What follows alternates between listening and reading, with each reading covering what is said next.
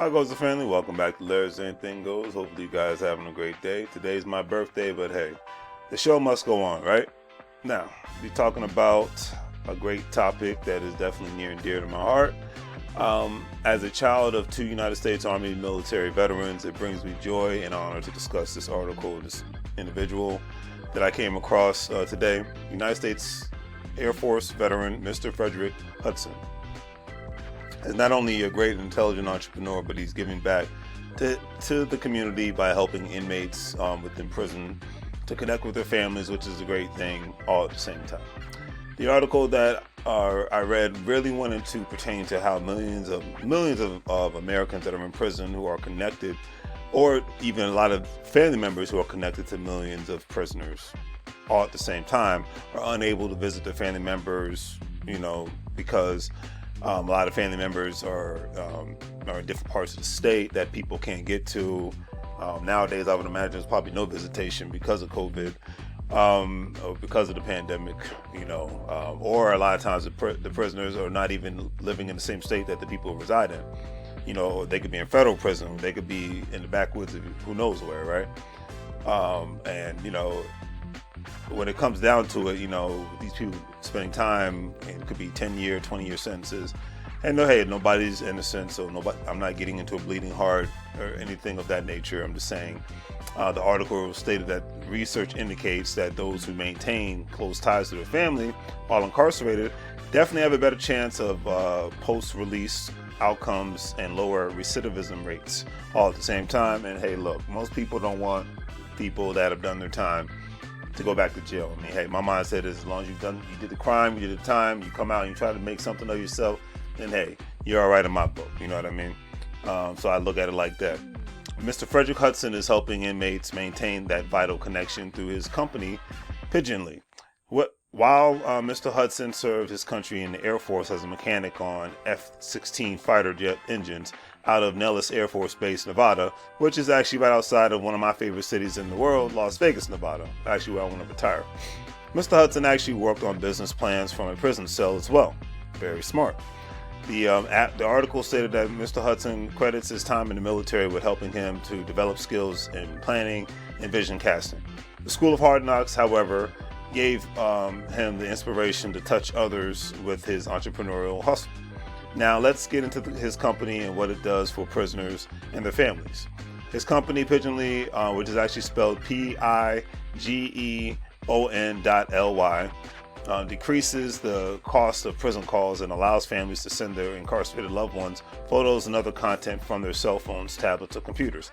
It still surprises me that prisoners can have cell phones to begin with, but hey, when there is money to be made, anything is possible, right? Because it's funny if you ever even watched the show called it's on, I believe it's still, this was years ago on MSNBC, Lockup.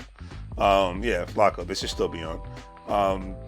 You would see certain prisoners talking on their cell phone, or I think only certain prisons they'll give you phones that only have the capability for you to take pictures and get on the internet or something to that effect. You have to pay for the minutes and whatnot, but you can't make specific phone calls.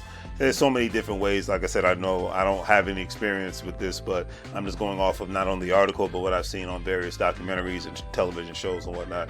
But you actually see prisoners posing in the yard or in their cell and whatnot with their cell phone. So it's actually very interesting. Like I said, it definitely puzzles me and surprises me. But hey, like I said, with this money to be made, anything's possible. Mr. Hudson actually started his business off with Photo Pigeon, a service that allows people to easily have pictures printed, mailed, and shipped to their incarcerated loved ones. Telepigeon provides both parties with phone numbers local to the prison where their loved ones are being held, which significantly lowers costs because, trust me one thing, when in most states, even in the federal prison, and this is by me being a criminal justice major, it's very big business for a lot of companies that they get contracts with the state or the local county facilities and whatnot, and then they charge whatever rates they want when it comes to food, when it comes to that's why they call it a commissary. I believe when people are in prison, they can if they don't eat the nasty prison food, if they have money, they can buy money buy specific items, not even just food, but like shaving cream and Vaseline lotions and what else is it? Face wash and body wash and deodorant, things of that nature from the commissary. So, but you're gonna pay double the price. So, say if you get the same bottle of mouthwash that one buys at a Dollar General that costs $1, it will probably cost $15 in prison. Well, that's the people who have the contract and they're able to do what they, charge whatever the rates the state or the county allows them to. And then if you're making phone calls and whatnot, you're going to pay a specific rate. And internet privileges, certain prisoners, if they have good behavior, you're going to get access to good, be able to email and just do certain specific things online, email, or maybe even get on social media and whatnot. So you see that nowadays, but it's like a reward for good behavior and things of that nature.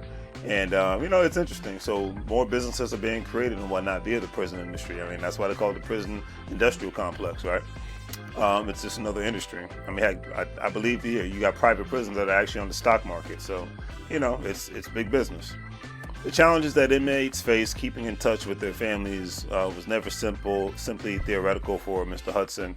Once Mr. Hudson finished his time with the Air Force, he had a friend inform him about his marijuana smuggling business, which obviously you can see where this is going.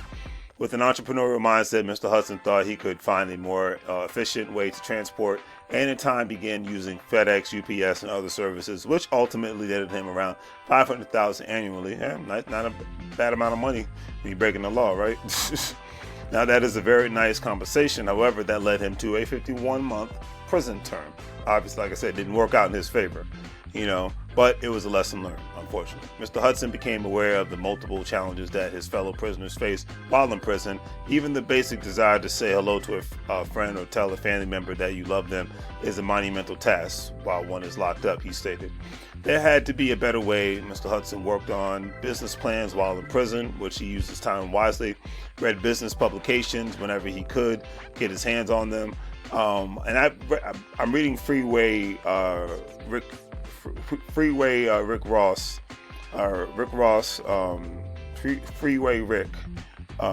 on his biography book and whatnot, and that's where he actually went to prison as an illiterate and came out literate. Somebody taught him how to read while he was in prison. A lot of times people will do that. They will get their bachelor's degree in prison. They will get a certified skill in prison. They're like, hey, when I get out, I want to stay out, which is a very smart move. I believe in definitely second chances. You know what I mean? But anyways, I digress. So like I said, he worked on the business plans while he was in prison, whenever he could get one, and all that good stuff. Like I said, I liked because he used a bad situation and turned it into a positive situation. A lot of people do that. And Mr. Hudson is living proof that, if one uses their time wisely, that they can make anything happen, anything. Mr. Hudson worked hard by making spreadsheets by hand, doing whatever it took to create a solution that he and so many others needed. So when Mr. Hudson was actually released from jail, he and the co-founder, Alfonso Brooks, hit the ground running. They partnered up and picked up $2,000 customers by directly mailing inmates, just taking action, informing them of their services. The grind was paying off, but being able to, it paid off. But having been locked up for a while, Mr. Hudson needed a crash course in the latest aspects of tech and growth. He was able to receive the help that he needed when he was accepted to a program called New Me, based in Silicon Valley. And it's basically an accelerator for underrepresented minorities in specific communities.